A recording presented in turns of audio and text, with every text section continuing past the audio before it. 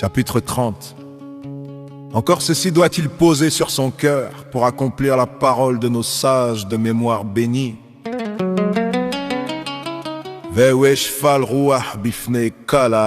Et sois humble d'esprit devant tout homme.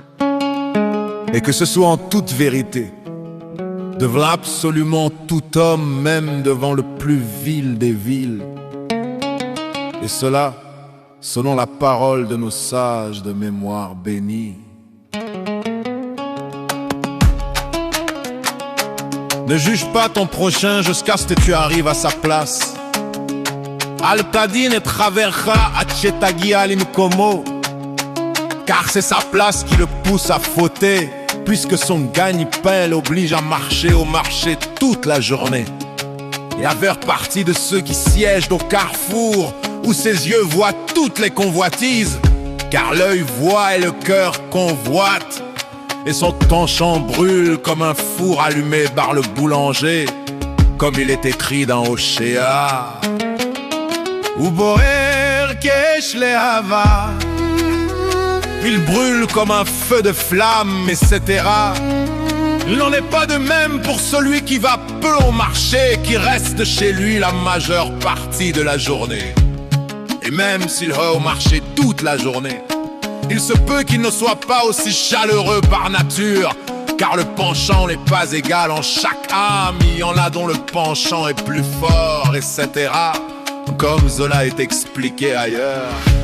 Et voici qu'en vérité, même celui qui est très chaleureux par nature et dont le gagne-pain consiste à siéger au carrefour toute la journée, n'a aucune excuse pour ses fautes, et il est appelé méchant accompli, parce que la crainte de Dieu n'est pas devant ses yeux.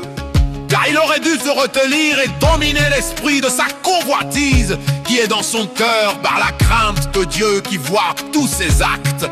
Comme il a été expliqué précédemment que le cerveau domine le cœur par nature.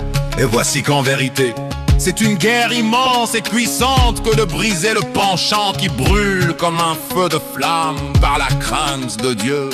Et c'est comme une véritable épreuve. C'est pourquoi chaque homme doit, selon ce qu'est sa place et son degré dans le service de Dieu, peser, examiner en lui-même s'il sert Dieu à la mesure et selon l'aspect d'une guerre aussi puissante et d'une telle épreuve dans l'aspect le fait le bien.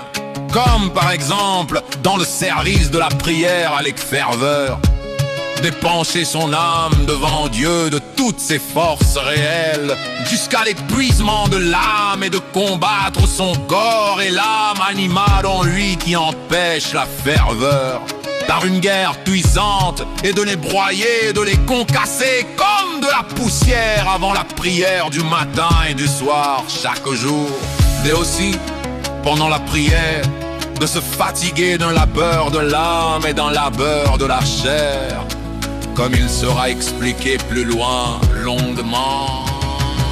Merci Hachem pour toutes ces épreuves, merci.